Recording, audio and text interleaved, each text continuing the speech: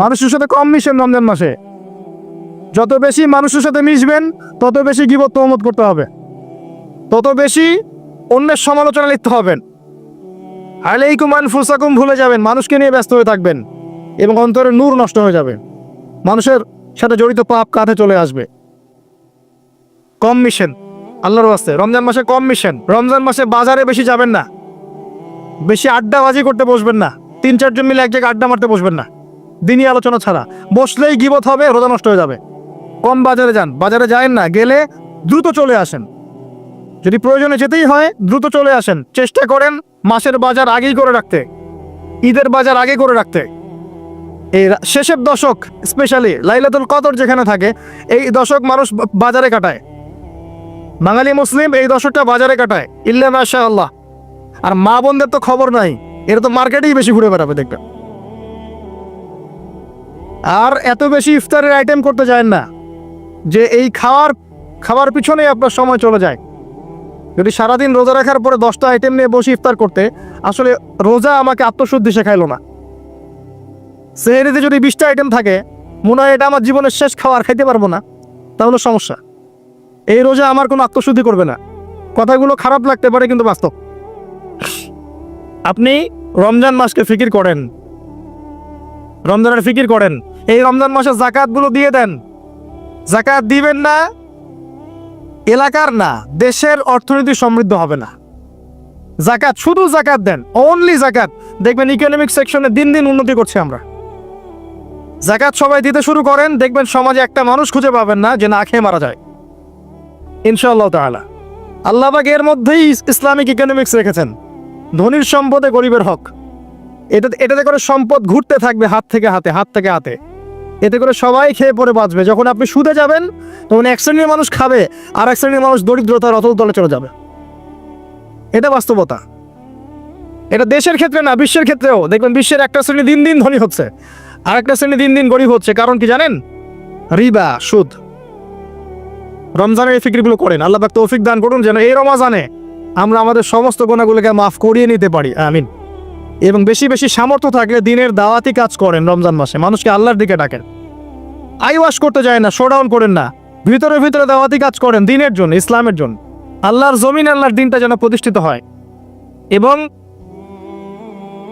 এতিমের ভরণ পোষণের দায়িত্ব নেন, বিধবার খোঁজ খবর নেন, অসহায় যারা বৃদ্ধ বৃদ্ধা আছে এদের পাশে দাঁড়ান, সাদাকাতুল ফিতরগুলো দিয়ে দেন। রমজান মাসে সবাই সাম্যের হাত বাড়ান, আল্লাহর ওয়াস্তে রমজানটাকে কাজে লাগান। কে জানে এরপর রমজান নাও পেতে পারেন। আর বিশ্বে যা শুরু হয়েছে, কোন দিন যে বিশ্ব পারমাণবিক বোমার মধ্যে চলে যায় আল্লাহ ভালো জানে, আল্লাহ ভালো জানেন। এটা সম্ভাবনা নাই এমন নয়, সমূহ সম্ভাবনা আছে, সমূহ সম্ভাবনা। দেখতে থাকেন কি হতে থাকে ফিউচার। তো যেটা বলছিলাম প্রিয় ভাইয়েরা, রমাদান মাসটাকে কাজে লাগান। নবী সাল্লাল্লাহু আলাইহি ওয়াসাল্লাম বলেছেন, সেই ব্যক্তির জন্য ধ্বংস যে রমাজান মাসকে পেল, রমজানকে পেয়েও তার গুনাহ মাফ করাতে পারলো না। নবীর নাম শুনে আমরা কেউ দুঃখ পড়লাম না। নবী সাল্লাল্লাহু আলাইহি ওয়াসাল্লাম বলেছেন, সেই ব্যক্তি ধ্বংস হোক যে রমজান মাসকে পেল, কিন্তু এই রমজান মাসকে পেয়েও তার গুনাহ মাফ করাতে পারলো না। আমরা এদের অন্তর্ভুক্ত হতে চাই না। আল্লাহ পাক হেফাজত করুন। রমজানের আগেই প্রিপারেশন নেন, মানসিকভাবে আমল নামা গুছিয়ে ফেলেন, টার্গেট করেন আপনি কি চাচ্ছেন রমজান মাসে। 30টা সওম তো আছেই, 5 ওয়াক্ত নামাজ জামাতে পড়ার চেষ্টা করেন, তারাবির সালাতগুলো আদায় করার চেষ্টা করেন। আল্লাহ পাক তৌফিক দান করুন। অন্তত একটা বার কোরআনকে খতম করার চেষ্টা করেন। প্রতিদিন এক পারা করে পড়লে খতম হবে, পারা যাবে না? যারা পড়তে জানি না এখনই পড়া শিখে নেন, 1 মাস আছে পড়া শিখে নেন। রমজান মাসে মসজিদ ভিত্তিক কোরআন শিক্ষার তালিম এবং কোর্স চালু করেন, মানুষকে কোরআন শিখান। 5 ওয়াক্ত নামাজের পরে দারসে হাদিস চালু করেন, মানুষকে হাদিস শেখান। মহিলাদের জন্য, মা বোনদের জন্য কোরআন শিক্ষার ব্যবস্থা করেন, ওদেরকে বাসায় শেখান। রমজান মাসে আমরা ইফতার করাবো বেশি বেশি ইনশাআল্লাহ। বেশি বেশি মানুষকে ইফতার করাবেন, বেশি বেশি নফল দান সাদাকা করবেন, যাকাতগুলো দিয়ে দিবেন। রমজান মাসে কিয়ামুল লাইল করবেন, তারাবির নামাজ সুন্দর করে লম্বা করে পড়বেন। রাকাত সংখ্যা নিয়ে ঝগড়া করেন না। আমরা যে কাজগুলো করি ঝগড়াটা বেশি করি। কোয়ালিটি দেখবেন আল্লাহ, কোয়ালিটি, কোয়ান্টিটি না। নামাজটা কেমন কোয়ালিটি সম্পন্ন ছিল। এবং এই রমজান মাসে সবচেয়ে বেস্ট নিয়ামা হচ্ছে কোরআন। এই মাসে কি হয়েছে? কোরআন নাজিল হয়েছে। এই কোরআনকে সময় দিতে হবে। যারা কোরআন তেলাওয়াত করতে জানি না, রমজান মাসে শিখতে হবে। যারা জানেন তারা খতম দিবেন, তেলাওয়াত করবেন, খতম দিবেন। যারা আরও ভালো জানেন তারা গবেষণা করবেন, পুরো কোরআনটা গবেষণা করবেন। পারা যাবেন ইনশাল্লাহ। আল্লাহ পাক সবার আগে আমাকে, অতঃপর আপনাদের সবাইকে তৌফিক দান করুন, আমিন। এবং দিনের জন্য তালিম করবেন, ইমানের আলোচনা করবেন, মসজিদে দার্স দিবেন, ইফতার করাবেন, গরিবদেরকে সাদাকা করবেন, ওষুধ দিবেন, ফিতরা আদায় করবেন। রমজান মাসটাকে একটা ইসলামের ইবাদতের সংস্কৃতি বানিয়ে ফেলবেন। রমজানের প্রতিটা মোমেন্টকে কাজে লাগানোর চেষ্টা করবেন। আল্লাহ পাক সবাইকে তৌফিক দান করুন, আল্লাহ আমিন। ইফতার একসাথে করবেন, বাসায় সবাই একসাথে ইফতার করবেন। একটা কমিউনিটি, একটা মানে কি বলবো, ইসলামের উৎসব যেন বিরাজ করে। পরিবারের ছোটরা দেখবে যে রমজানে আমরা সবাই একসাথে ইফতার করি। একটা বড় থাল কিনবেন বাসায়, এই বড় থালে খাওয়া কিন্তু সুন্নত। একটা বড় থাল যেখানে পরিবারের সবাই সদস্য মিলে খাবেন। বাচ্চা কাচ্চা, ছোট ছোট বাচ্চারা দেখে দেখে বড় হবে যে আমরা রমজান মাসে বাবা মা সবার সাথে বসে খেয়েছি এভাবে। ওদেরকে হাদিয়া দিবেন, রোজা রাখলে উৎসাহিত করবেন, রোজা রাখলে গিফট দিবেন, হাদিয়া দিবেন। আম্মু তোমার বয়স যদিও রোজা ফরজ হয় নাই, রাখার চেষ্টা করো, যদি রাখতে পারো তাহলে আমি তোমাকে একটা গিফট কিনে দেবো। রাখতে উৎসাহিত করেন, দেখবেন ইনশাল্লাহ এই চর্চাগুলো পরবর্তীতে ওদের মধ্যে তাকওয়া নিয়ে আসবে ইনশাল্লাহ। আমাদের মনে আছে আমরা যখন ছোট, রোজা ফরজ হয় নাই, আমাদেরকে এভাবে বকশিস দেওয়া হতো, রোজা রাখলে 10 টাকা দেওয়া হবে। তখন অবশ্য 10 টাকার মান এখনকার 100 টাকার চেয়ে বেশি ছিল। আর আপনার টাকার মান দিন দিন কমবেই। কারণ ইসলামিক কারেন্সি যারা বোঝে না তারা এগুলোর সম্পর্কে বিরূপ মন্তব্য করতে পারে। বাট আমরা জানি যে একটা সভ্যতা মানুষের সম্পদ চুষে খাচ্ছে এবং ডে বাই ডে এটা হতেই থাকবে। যাই হোক, ওই টপিকে আর গেলাম না। তো আমাদেরকে পুরস্কৃত করা হতো এভাবে, উৎসাহিত বোধ করতাম। কয়টা রেখেছি? 7টা, তারপরের বছর 10টা, তারপরের বছর 15টা। এভাবে করতে করতে দেখবেন আপনার বাচ্চা রোজা রাখা শিখে যাবে। এবং সওম রাখলে শরীরের কোনো ক্ষতি নাই, উপকার ছাড়া। ক্ষতি আছে? কোনো ক্ষতি নাই, কোনো ক্ষতি নেই উপকার ছাড়া। সবচেয়ে বড় কথা হচ্ছে যারা খেতে পারে না ওদের ফিলিংসটা আপনি বুঝতে পারবেন। আপনিও বুঝতে পারবেন যে না খেয়ে থাকা এটা কেমন। আল্লাহ পাক যে খাওয়াচ্ছেন আমাকে, এটা কত বড় নিয়ামত ছিল। আল্লাহ পাক আমাদের সবাইকে রমজান মাস পর্যন্ত পৌঁছে দিক এবং রমজানের 30টা সওম পুরো মাস রমজানের যাবতীয় কাজের সাথে আদায় করার তৌফিক এনায়েত করুন, আমিন। আর সম্ভব হলে রমজান মাসে ওমরা করবেন। সম্ভব হলে রমজান মাসে ওমরা করতে পারেন, এটা খুব বড় একটা ইবাদত। এবং এটাতে যে নববী রুহানি একটা স্বাদ পাবেন, এটা কিন্তু বলে বোঝাতে পারবো না আমি, আপনি করলে পরে বুঝতে পারবেন। আল্লাহ পাক তৌফিক দান করুন সবাইকে, আল্লাহুম্মা আমিন। এরপরে আছে সামর্থ্য হলে হজের কথা। আলহাজ টাইটেলের জন্য নয়, মানুষ আমাকে আলহাজ বলবে, হ্যাঁ, মানুষকে দেখানোর জন্য হজ, আমাকে হাদি সাহেব বলবে, এই জন্য হজ নয়। হজ করতে যাবেন ইব্রাহিমী চেতনা শিখতে। হজের কাজের মধ্যে ইব্রাহিম আলাইহিস সালামের একত্ববাদের চেতনা আছে।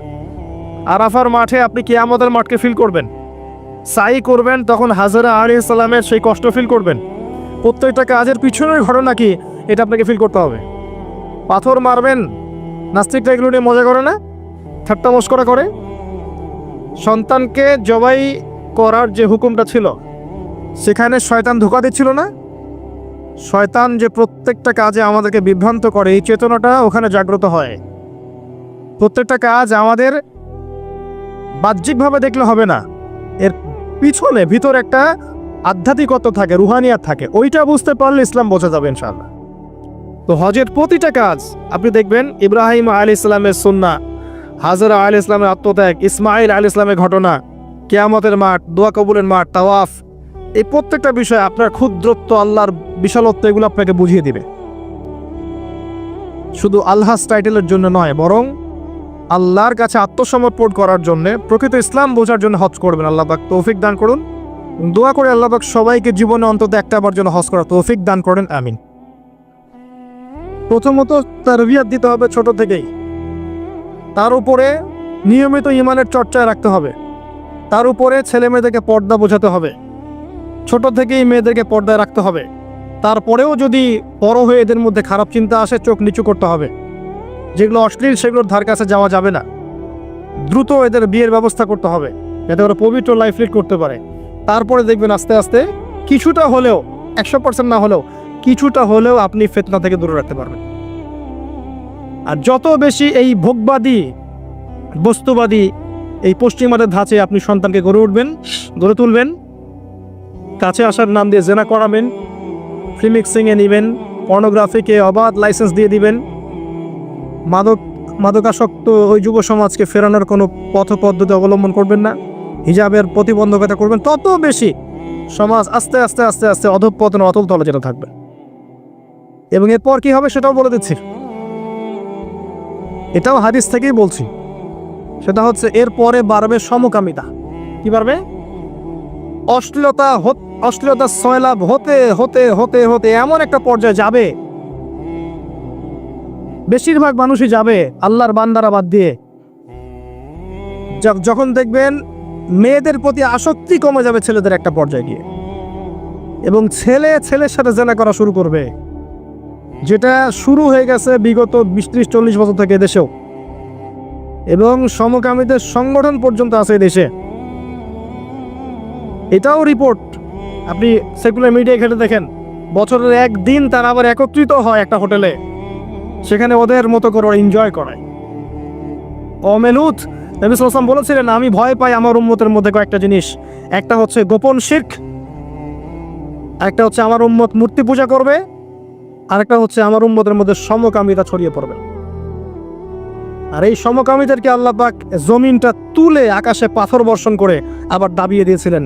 কওমে লূত এই জর্ডানের ডেড সি, মৃত সাগরের পাশে এরা থাকতো। সেই সম্প্রদায়ের কাছে আল্লাহ পাক লূত আলাইহিস সালামকে পাঠিয়েছিলেন। এত বড় মনের নবী ছিলেন তিনি, সম্প্রদায়ের মানুষকে পাপ থেকে বাঁচানোর জন্য বলছেন যে হ্যাঁ উলাই বানাতিন কুনতুম ফাইলিন, তোমাদের যদি প্রবৃত্তির চাহিদা থেকে থাকে আমার মেয়েদের মধ্য থেকে বিয়ে করে নাও, তাও ভালো থাকো।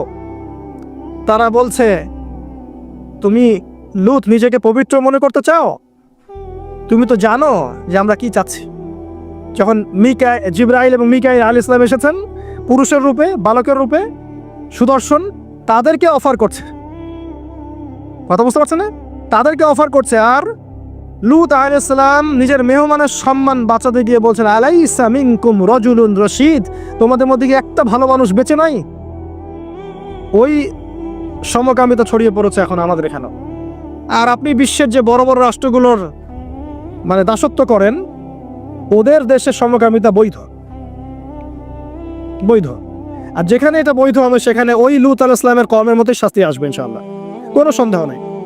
দেখবেন ওই জায়গাটা মাটিতে ধসে যাবে ইনশাআল্লাহ তাআলা। আর এটা হাদিসেও এসেছে, কিয়ামতের আগে 3টা বড় বড় ভূমিকম্প হবে, একটা পূর্ব দিকে, একটা পশ্চিমে, একটা পৃথিবীর মাঝখানে। আর পশ্চিম বলতে আমি বুঝি পশ্চিমা সভ্যতা। এটা ভূমিকম্পে ধসে যাবে ইনশাআল্লাহ আযজা ওয়া জাল্লা।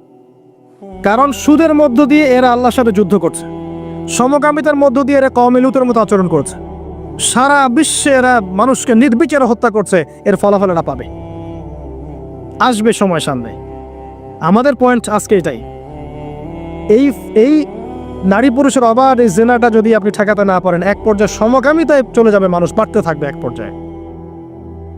শাস্তি ভাই, নবী সাল্লাল্লাহু আলাইহি ওয়াসাল্লাম দেখে এসেছেন মেরাজের রাত্রে, যে জেনাকারী পুরুষ আর নারীর শাস্তি দেখেছেন। স্পেশাল একটা চুলা, জাহান্নামের ভিতরে স্পেশাল একটা চুলা বানিয়েছেন আল্লাহ পাক, যার নিচের দিকটা এরকম প্রশস্ত, মাথাটা চিকন, নিচ থেকে আগুন দাউ দাউ করে জ্বলছে, আর এই আগুনের সাথে সাথে মানুষগুলো লাফিয়ে উঠছে।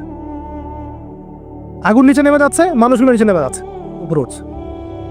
এটা ওদের শাস্তি দেখেছেন নবী সাল্লাল্লাহু আলাইহি ওয়াসাল্লাম, যারা এই উম্মতের জেনা এবং ব্যভিচারে লিপ্ত আছে। আর আপনাকে আমি বলে রাখি, শুধু সেক্সুয়াল সম্পর্কটাই জেনা নয়, বরং ওই যে আপনি কথা বলছেন, ওই যে কফি খাচ্ছেন, হাতে স্পর্শ করছেন, চুল ধরছেন, জড়িয়ে ধরছেন, প্রেমপত্র লিখছেন, সবই জেনা টোটালি। এই প্রতিটা কাজ স্ত্রীর সাথে করলে প্রত্যেকটা কাজের বিনিময়ে নেকি পাবেন আপনি। আর এই প্রতিটা কাজ আপনি ওর সাথে করলে আপনি প্রত্যেকটা কাজের বিনিময়ে জাহান্নামের দিকে যাচ্ছেন। শুধু এভাবে স্পর্শ করা, গায়ের মাহরাম মেয়েকে এভাবে স্পর্শ করা, একটা হাদিসে নবীজি বলেছেন, মাথার মধ্যে লোহার পেরেক বসানোর চাইতে বেশি জঘন্য কাজ। একবার করে স্পর্শ করার শাস্তি হচ্ছে মাথায় আল্লাহ পাক লোহার পেরেক বসাবেন। আর বিবাহিত এটা তো বললাম অবিবাহিত জেনারেশন, যাদের মধ্যে আবেগটা বেশি থাকে। আর যারা বিবাহিত দেখবেন ওদের মধ্যেও বিভিন্ন সিরিয়াল দিয়ে, সিনেমা দিয়ে, মুভি দিয়ে, নাটক দিয়ে পরকীয়ার দিকে উস্কানো হচ্ছে। মনে হচ্ছে পরকীয়া একটা স্বাভাবিক বিষয়। আর এখন ম্যাক্সিমাম পরিবারের মধ্যে পরকীয়া ঢুকে গেছে দেখবেন। স্বামী জানেই না স্ত্রী পরকীয়া করছে, স্ত্রীও জানে না স্বামীর কটার সাথে অ্যাফেয়ার। হ্যাঁ, এবং এগুলো করলে কেউ খারাপ বলবে না। আবার এগুলো করলে এবং জেনা করলে কেউ খারাপ বলবে না। খারাপ তখন বলবে যখন আপনি সাহস করে আরেকটা বিয়ে করতে যাব। এটা দুনিয়া এখন। আপনি সাহস করে বৈধ একটা বিয়ে করলে মানুষ আপনার দিকে বাঁকা চোখে তাকাবে, এর চরিত্র খারাপ মনে হয়। কিন্তু বিবাহিত হওয়ার পরেও একটা স্ত্রী নিয়ে আছেন, এদিকে 10টার সাথে পরকীয়া, কোনো সমস্যা নেই।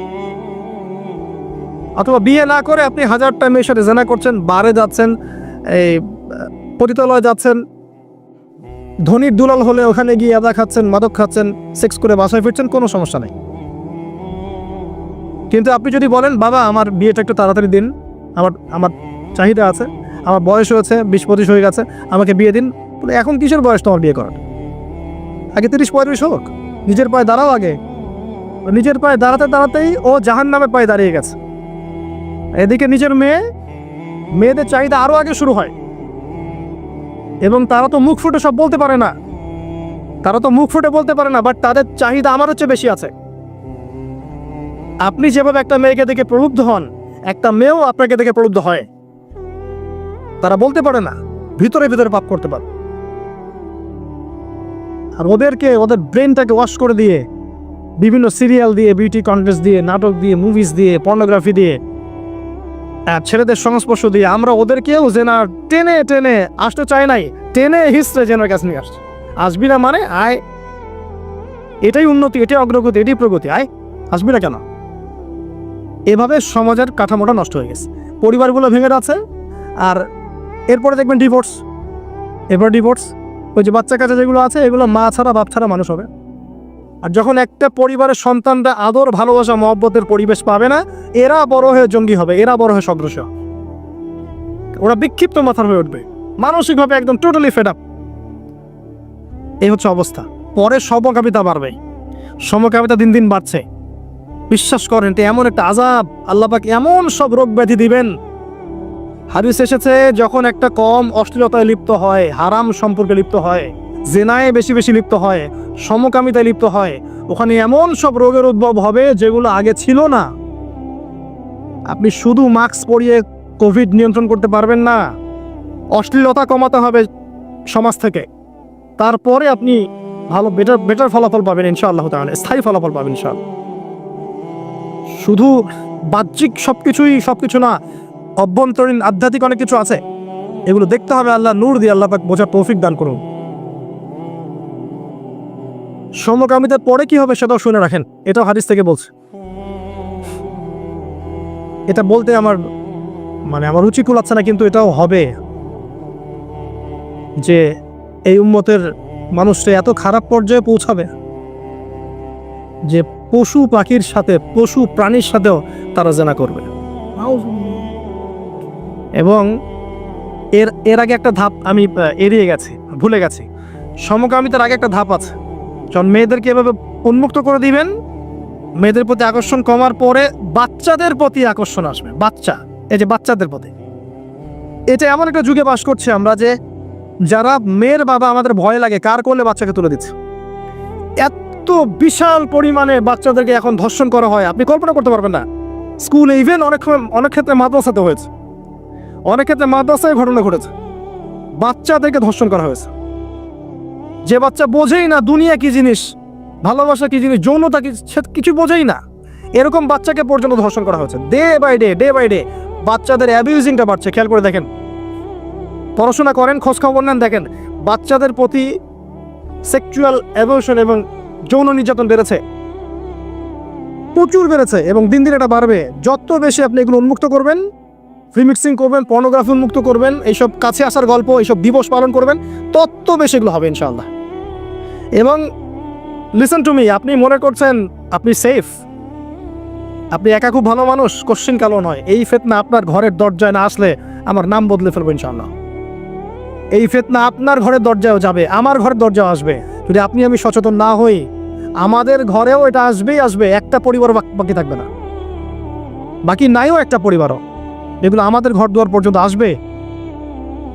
একজন যুবক সাইকোলজিক্যালি মানুষকে আঘাত করা যায়। একজন যুবক এসে বলেছিল, ইয়া রাসূলুল্লাহ, আমার ইসলামের সব কিছুই ভালো লাগে, কিন্তু আমি জেনা করতে চাই, এটা আমার ভালো লাগে, আমাকে অনুমতি দেন। নবী করিম সাল্লাল্লাহু আলাইহি ওয়াসাল্লাম বলেছিলেন, সাইকোলজিক্যাল আঘাত দেখেন, তিনি বলেছিলেন, তোমার মায়ের সাথে কেউ এরকম করলে তোমার কেমন লাগবে? তুমি কি পছন্দ করবে? তোমার বোনের সাথে কেউ যদি রেপ করে তুমি কি পছন্দ করবে? তোমার সন্তানকে, তোমার খালাকে, তোমার মামিকে একটা একটা করে বলতে আছেন, তুমি কি পছন্দ করবে? এই আঘাত সেই যুবকের হৃদয়টা ক্ষতবিক্ষত করে ফেললো। তিনি বললেন, না ইয়া রাসূলুল্লাহ, আমি তো কখনো পছন্দ করবো না। নবীজি বললেন, তুমি যাদের সাথে এগুলো করতে চাচ্ছ তারাও কারো না কারো মা, কারো না কারো বোন, কারো না কারো স্ত্রী, কারো না কারো সন্তান, কারো না কারো মেয়ে। তিনি হাত বুলালেন, হাত বুলিয়ে দোয়া করলেন, আল্লাহ তুমি এই যুবকের হৃদয়টা পবিত্র করে দাও। এরপরে এই যুবক কোনোদিনও কোনো গায়ের মানব মেয়ের দিকে চোখ তুলে তাকায় না। এখন সার কথা হচ্ছে, অ্যাজ এ মুসলিম, যেহেতু এটা খ্রিস্টানদের উৎসব, উইকিপিডিয়ায় ঘেটে দেখেন, এটা খ্রিস্টানদের ধর্মের সাথে সম্পৃক্ত একটা উৎসব। তারা কি করবে, বুদ্ধিস্টরা কি করবে, অন্য ধর্মের মানুষরা কি করবে, সেটা আমাদের দেখার দরকার নেই। কিন্তু অ্যাজ এ মুসলিম ফ্যামিলি, আমরা যেন আমাদের সন্তান সন্ততিদেরকে এই দিনে বাসা থেকে বের হতেও না দেই, এবং এই দিন উপলক্ষে যত পণ্যের ছাড় আসবে কোনো পণ্য কিনবেন না, টোটালি ইকোনমিক্যালি বয়কট করে দিবেন। কারণ এর পিছনে শুধু জেনা উস্কিয়ে দেওয়াই উদ্দেশ্য ছিল না, উদ্দেশ্য ব্যবসাও ছিল, এর পিছনে ব্যবসা ও বিজনেস উদ্দেশ্য ছিল। আর এদের চরিত্র আল্লাহ পাক উন্মুক্ত করেছেন সূরা নূরের মধ্যে। আল্লাহ বলছেন, শোনেন, লিসেন টু মি, ইন্নাল্লাযীনা ইউহিব্বুনা আন তাশিআল ফাহিশাতু ফিল্লাযীনা আমানু লাহুম আযাবুন আলীম ফিদ দুনিয়া ওয়াল আখিরাহ ওয়াল্লাহু ইয়া'লামু ওয়া আনতুম লা তা'লামুন। নিশ্চয়ই যারা পছন্দ করে, ভালোবাসে, মানে ওরাও ভালোবাসে, নিশ্চয়ই যারা ভালোবাসে যে মুমিনদের মধ্যে অশ্লীলতা, বেহায়াপনা, ফাহিশা ছড়িয়ে পড়ুক, তাদের জন্য যন্ত্রণাদায়ক শাস্তি আছে এই দুনিয়া এবং পরকালে। আর এরা কারা? ওয়াল্লাহু আ'লামু ওয়া আনতুম লা তা'লামুন। আল্লাহ ভালো জানেন, তোমরা সেটা জানো না। আল্লাহ বলছেন, ইয়া আইয়ুহাল্লাযীনা আমানু, হে মুমিনগণ, লা তাত্তাবিউ খুতুওয়াতিশ শাইতান, এই শয়তানদের ইত্তেবা করো না, এই জিনা মানুষ শয়তানদের ইত্তেবা করো না। কারণ যে ব্যক্তি তার ইত্তেবা করবে, ওয়ামান ইয়াত্তাবিউ খুতুওয়াতিশ শাইতান ফাইন্নাহু ইয়া'মুরু বিল ফাহশাই ওয়াল মুনকার, যে ব্যক্তি শয়তানের ইত্তেবা করবে, শয়তান তাকে ফাহেশা কাজ এবং মুনকার কাজের দিকে নিয়ে যাবে, ধাবিত করবে। আল্লাহ পাক আরো বলেছেন যে ওয়ালাউলা ফাদলুল্লাহি আলাইকুম, যদি তোমাদের উপরে আল্লাহর রহমত, অনুগ্রহ, ফাদল না থাকতো, ওয়া রাহমাতুহু, তার রহমত না থাকতো, মা যাকা মিনকুম মিন আহাদিন আবাদা, তোমাদের মধ্যে কেউ কোশ্চিনকালেও পবিত্র হতে পারতো না। এটা আল্লাহর অনেক দয়া যে আল্লাহ পাক আমাদের প্রতি দয়া করেছেন, রহম করেছেন, তওবা করে পবিত্র হওয়ার পথ করে দিয়েছেন। আল্লাহ পাক শেষে এদের পরিণতিও বলেছেন যে আল খাবিসাতু লিল খাবিসিন ওয়াল খাবিসুনা লিল খাবিসাত, এই খাবিস ছেলেরা, খাবিস পুরুষরা খাবিস নারীদের জন্য, খাবিস নারীরা খাবিস পুরুষের জন্য, অপবিত্র মেয়েরা অপবিত্র ছেলের জন্য, অপবিত্র ছেলেরা অপবিত্র মেয়েদের জন্য। ওয়াত-তাইয়িবাতু লিত-তাইয়িবিন ওয়াত-তাইয়িবুনা লিত-তাইয়িবাত, পবিত্র ছেলেরা পবিত্র মেয়েদের জন্য, আর পবিত্র মেয়েরা পবিত্র ছেলের জন্য। উলাইকা মুবাররাউনা মিম্মা ইয়াকুলুন, এই কি বলবো, অশ্লীলতা ধারক বাহকরা যা বলে তাদের থেকে মুমিনরা অনেক পবিত্র। আলহামদুলিল্লাহ। লাহুম মাগফিরাতুন ওয়া রিজকুন কারীম, এই মুমিনদের জন্য আছে মাগফিরাত, ক্ষমা এবং উত্তম সম্মানিত রিজিক। আল্লাহ পাক আমাদেরকে তা দান করুন, আল্লাহুম্মা আমিন। আমরা শেষ অংশে গিয়ে খালি দোয়া করছি যে আল্লাহ রাব্বুল আলামিন আমাদের সবাইকে বৈধ ভালোবাসা বোঝার এবং ভালোবাসার তৌফিক আল্লাহ পাক দান করুন। যাবতীয় রকম অবৈধ প্রবৃত্তির এই পাশবিক দাসত্ব থেকে আল্লাহ পাক আমাদেরকে হেফাজত করুন। আল্লাহ পাক আমাদের মুসলিম পরিবারের মা বোনদেরকে, সন্তান সন্ততিদেরকে আল্লাহ রাব্বুল আলামিন আসন্ন এই জেনা থেকে হেফাজত করুন। আল্লাহ পাক আমাদের যুবক যুবতীদেরকে এই ফ্রি মিক্সিং সংস্কৃতি থেকে হেফাজত করুন। তাদের সবার ইজ্জত আবরুর হেফাজত আল্লাহ পাক করুন। প্রত্যেক পরিবারের কর্তা থেকে বোঝার তৌফিক দান করুন আল্লাহ পাক, যে এগুলোর মধ্য দিয়ে আমাদের সন্তান নষ্ট হয়ে যাচ্ছে। আল্লাহ রাব্বুল আলামিন আসন্ন এই জেনার দিবসের মধ্যে আমাদের সন্তানরা যেন মাদকে লিপ্ত না হয়, জেনায় লিপ্ত না হয়, ফ্রি মিক্সিংয়ে লিপ্ত না হয়, বেহায়াপনায় লিপ্ত না হয়। আল্লাহ পাক আমাদের পুত্রকে পবিত্র রাখুন, কবুল করুন, আল্লাহুম্মা আমিন। আল্লাহ রাব্বুল আলামিন আমাদের মধ্যে যারা অসুস্থ আছেন সবাইকে আল্লাহ পাক শিফায়ে কামেলা দান করুন। যারা মারা গেছেন আল্লাহ পাক সবাইকে ক্ষমা করে দিন, আল্লাহুম্মা আমিন। আমাদের মধ্যে যারা তরুণ ভাই বোনরা আছেন সবাইকে আল্লাহ পাক তাদের চরিত্র হেফাজত করা তৌফিক দান করুন। যে বিষয়গুলো তাদেরকে শয়তানের কাছাকাছি নিয়ে যায় সেই প্রত্যেকটা বিষয়কে বয়কট করে চলার তৌফিক আল্লাহ পাক তাদেরকে দান করুন।